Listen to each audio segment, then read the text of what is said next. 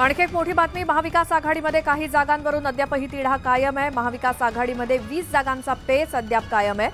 मुंबईतील 3 जागांवरून तिढा निर्माण झाल्याचं सांगितलं जात आहे, तर काँग्रेसनं विदर्भातील 3 जागा ठाकरे गटाला सोडल्या असल्याची माहिती सूत्रांनी दिली।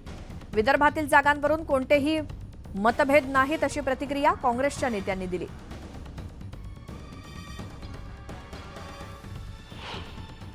चाळीस एक जागेवर आहे, वाटाघाटी सुरू आहे आणि उद्यापर्यंत सुटेल असं आम्हाला वाटतं। साधारण तुम्ही 40 जागा म्हणतात, पण त्यात विदर्भातील 12 जागांचा वारंवार समावेश होतो, नेमकं काय आहे? विदर्भ महाराष्ट्रातच येतं।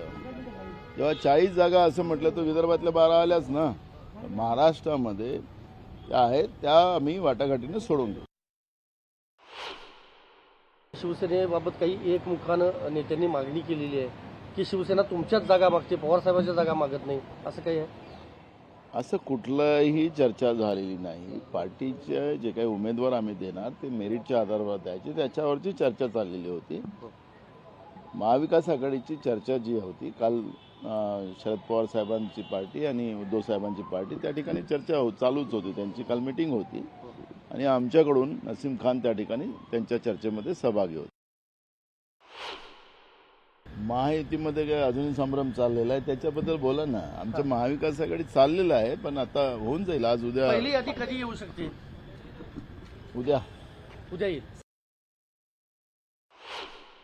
नाही, एकूण झालेल्या जागा वाटपासंदर्भातल्या बैठकीत झालेल्या काही चर्चा आहेत आणि जागा वाटपांच्यामध्ये कोणत्या भागाला कोणाला किती जागा सुटल्या आहेत, कुठली जागा सुटली, या सगळ्या बाबीची चर्चा हायकमांडबरोबर म्हणून आम्ही माननीय खरगे साहेब आणि वेणुगोपालजींची चर्चा केली।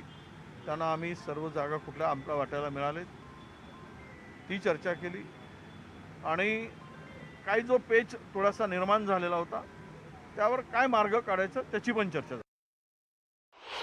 विदर्भातल्या जागामध्ये काही जागावर आहे, पण फार वाद नाही आहे। विदर्भामध्ये एकूण 5-6 जागेवर दोनही पक्षाबरोबर, राष्ट्रवादी आणि शरद पवार साहेब आणि उद्धव ठाकरे शिवसेना, याबरोबर एक 6-7 जागांचाच वाद आहे, फार वाद नाही। आणि 62 जागेमध्ये 6-7 जागांच्या संदर्भात आम्ही त्यातली चर्चा फार सकारात्मक आम्ही पुढे नेलेली आहे।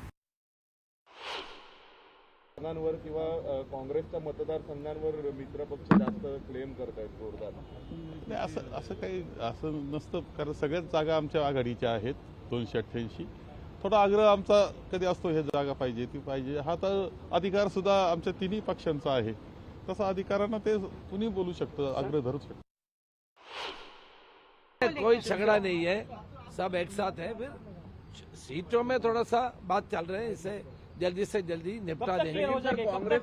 जल्दी हो जाए। आज हमारा सीईसी है सर, कांग्रेस के सीट पर ही बाकी आपके जो दोस्त पार्टी है वो क्लेम कर रहे हैं, ऐसा दिख रहा है। तो नहीं, वो तो अलायंस में हर पार्टी अपना अपना अधिकार बताते हैं, उसमें कोई तर्क की बात नहीं है, कोई मतभेद की बात नहीं है। हम लोग सब बैठ करके उसको तय करेंगे। तर विदर्भातील काही जागांवरून काँग्रेस आणि शिवसेना ठाकरे गटात टोकाचे वाद निर्माण झाल्याची चर्चा आहे। यावरती आता खासदार संजय राऊत यांनी प्रतिक्रिया दिली। जागेसंदर्भात जे काही प्रश्न होते त्यावरती चर्चा झाली असून विदर्भात काँग्रेससोबत कोणतेही मतभेद नसल्याचं राऊतांनी म्हटलं। 1-2 जागा सोडल्या तर विदर्भात कोणतेही मतभेद नाहीत असं ते म्हणाले। विदर्भ हा महाराष्ट्राचा एक भाग आहे, संयुक्त महाराष्ट्राचा एक भाग आहे, हे मी तुम्हाला सांगू इच्छितो। विदर्भ स्वतंत्र नाही, विदर्भ हा महाराष्ट्राचाच एक भाग आहे, एवढंच मी सांगू इच्छितो। आम्ही सांगलीप्रमाणे या शब्दाला आमचा आक्षेप आहे।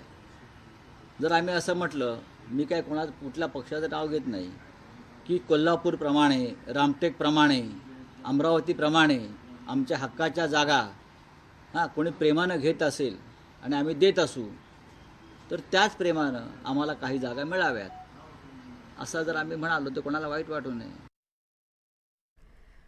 पुढची बातमी बघूयात। भाजपनं पुन्हा एकदा राधाकृष्ण विखे पाटील यांना शिर्डी विधानसभा मतदारसंघातून उमेदवारी जाहीर केली आहे। 8व्यांदा निवडणुकीला सामोरे जाणारे राधाकृष्ण विखे पाटील यांनी पुन्हा एकदा विजयाचा विश्वास व्यक्त केलाय। शिर्डी विधानसभा हे माझं कुटुंब असल्याचं त्यांनी म्हटलं। 180 पारचा नारा देणारी महाविकास आघाडी या विधानसभा निवडणुकीत संपणार असल्याचा विश्वास विखे पाटलांनी बोलून दाखवला. त्यांच्याशी संवाद साधलाय आमचे प्रतिनिधी हरीश दिमोटी यांनी.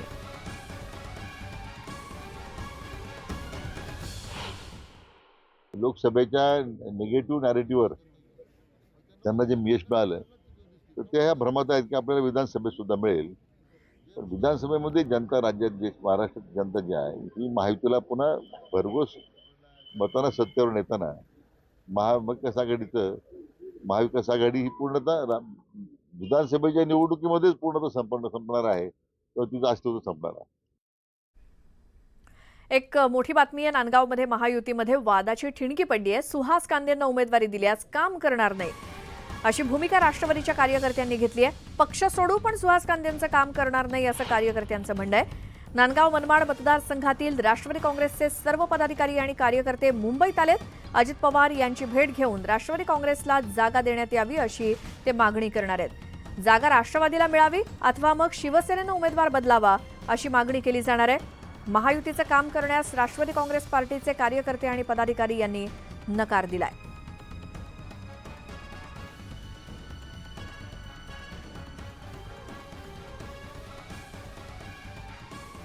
नांदगावमध्ये महायुतीमध्ये वादाची ठिणगी पडली आहे. सुहास कांदेंचं काम करणार नाही अशी भूमिका राष्ट्रवादीच्या पदाधिकाऱ्यांनी, नेत्यांनी आणि कार्यकर्त्यांनी घेतली आहे. त्यामुळे राष्ट्रवादी काँग्रेसचे सर्व पदाधिकारी आणि कार्यकर्ते हे मुंबईत आलेत अजित पवार यांची भेट घेण्यासाठी. अधिक माहितीसाठी जाऊयात. आमच्या प्रतिनिधी प्रणाली कापसे आहेत आपल्यासोबत. प्रणाली, आता नांदगावचे राष्ट्रवादीचे कार्यकर्ते आलेत अजित पवारांना भेटण्यासाठी, काय त्यांची मागणी? आपण सध्या देवगिरी या अजित पवारांच्या निवासस्थानीच आहोत आणि या ठिकाणी आता जर आपण बघितलं तर मोठ्या बसेस भरून कार्यकर्ते जे समीर भुजबळ यांचे समर्थक किंवा भुजबळ यांचे समर्थक जे आहेत ते या ठिकाणी येणार आहेत.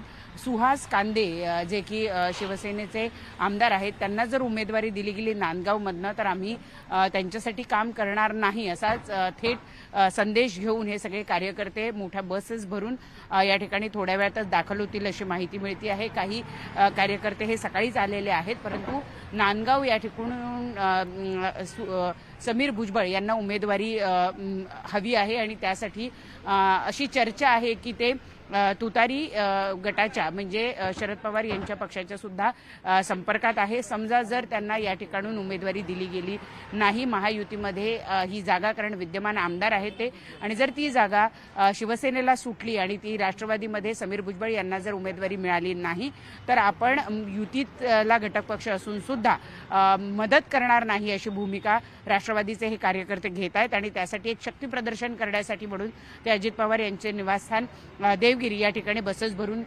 येणार आहेत आणि त्यासाठी आपण पाहतो की पोलिसांचा बंदोबस्त सुद्धा या ठिकाणी लागलेला आहे. एकूणच जर बघितलं तर युतीमध्ये भाजपने आपली यादी जाहीर केल्यानंतर त्यानंतर शिवसेना आणि राष्ट्रवादी यांची यादी जाहीर होईल अशी चर्चा होती परंतु राष्ट्रवादीनं मात्र यादी जाहीर करण्यापूर्वीच एबी फॉर्म वाटायला सुरुवात केलेली आहे. जे त्यांचे विद्यमान आमदार आहेत किंवा जे ज्या जागांवर वाद नाही अशा जागांवर त्यांनी एबी फॉर्म द्यायला सुरुवात केलेली आणि त्याचाच भाग म्हणून सुहास कांदे जे आमदार आहेत शिवसेनेचे त्यांची उमेदवारी पक्की मानली जाते महायुतीकडून आणि असं जर असेल तर नांदगावमधून समीर भुजबळ यांना युतीकडनं उमेदवारी मिळणार नाही आणि ती उमेदवारी मिळाली नाही तर आम्ही काम करणार नाही अशी भूमिका राष्ट्रवादीचे कार्यकर्ते घेताना आपल्याला दिसत आहे. प्रणाली, या सगळ्या माहितीसाठी धन्यवाद. आणि बसेस भरून तुम्ही म्हणालात त्याप्रमाणे कार्यकर्ते येत आहेत अजित पवारांना भेटण्यासाठी.